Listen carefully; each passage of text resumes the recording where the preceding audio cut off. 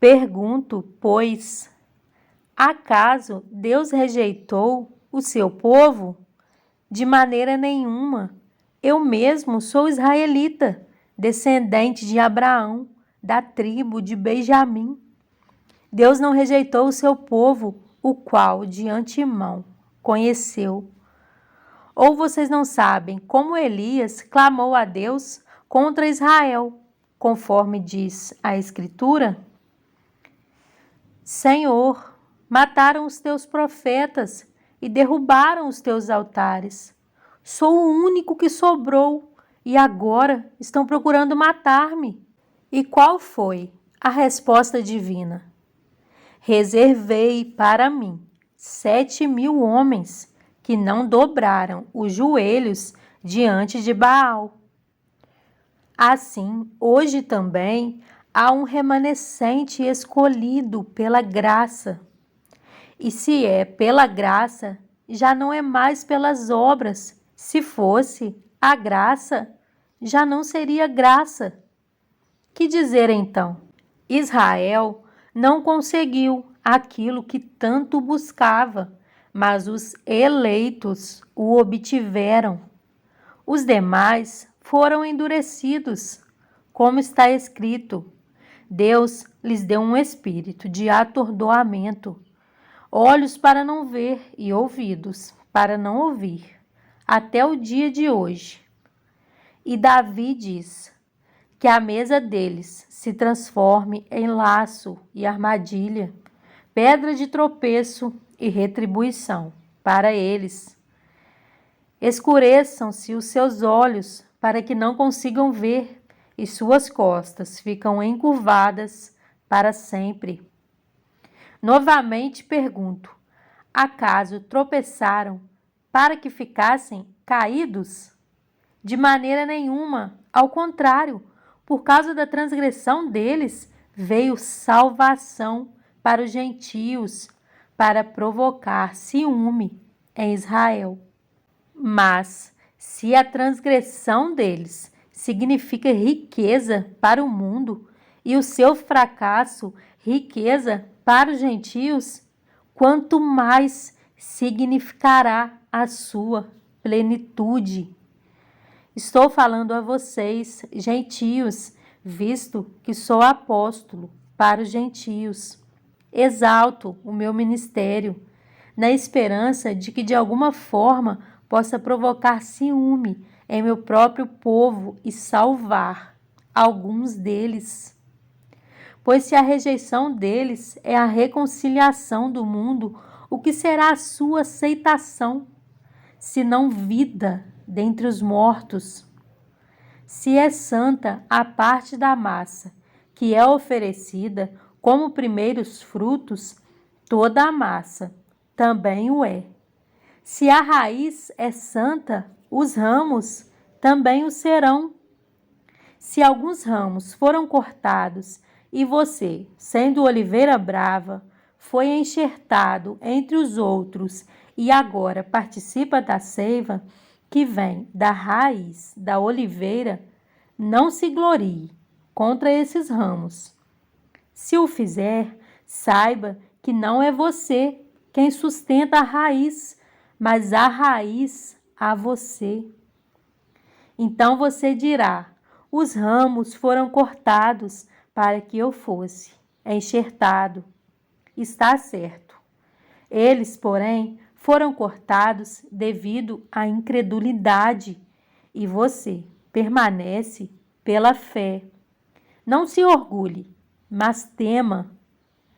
Pois se Deus não poupou os ramos naturais, também não poupará você. Portanto, considere a bondade e a severidade de Deus. Severidade para com aqueles que caíram, mas bondade para com você, desde que permaneça na bondade dele. De outra forma, você também será cortado. E quanto a eles, se não continuarem na incredulidade, serão enxertados, pois Deus é capaz de enxertá-los outra vez. Afinal de contas, Se você foi cortado de uma oliveira brava por natureza e de maneira antinatural foi enxertado numa oliveira cultivada, quanto mais serão enxertados os ramos naturais em sua própria oliveira. Irmãos, não quero que ignorem este mistério, para que não se tornem presunçosos. Israel experimentou um endurecimento em parte, até que chegasse à plenitude dos gentios. E assim, todo Israel será salvo, como está escrito. Virá de Sião o Redentor que desviará de Jacó a impiedade. E esta é a minha aliança com eles, quando eu remover os seus pecados. Quanto ao Evangelho, eles são inimigos por causa de vocês, mas quanto à eleição, são amados por causa dos patriarcas. Pois os dons e o chamado de Deus são irrevogáveis. Assim como vocês, que antes eram desobedientes a Deus, mas agora receberam misericórdia, graças à desobediência deles. Assim também, agora, eles se tornaram desobedientes, a fim de que também recebam agora misericórdia, graças à misericórdia de Deus para com vocês. Pois Deus colocou todos sob a desobediência para exercer misericórdia para com todos. Ó profundidade da riqueza, da sabedoria e do conhecimento de Deus! Quão insondáveis são os seus juízos e inescrutáveis os seus caminhos! Quem conheceu a mente do Senhor? Ou quem foi seu conselheiro? Quem primeiro lhe deu para que ele o recompense? Pois dele, por ele e para ele são todas as coisas. A ele seja a glória para sempre. Amém. Em João 14, 21 a 26, diz: Quem tem os meus mandamentos e lhes obedece, esse é o que me ama. Aquele que me ama será amado por meu Pai, e eu também o amarei e me revelarei a ele.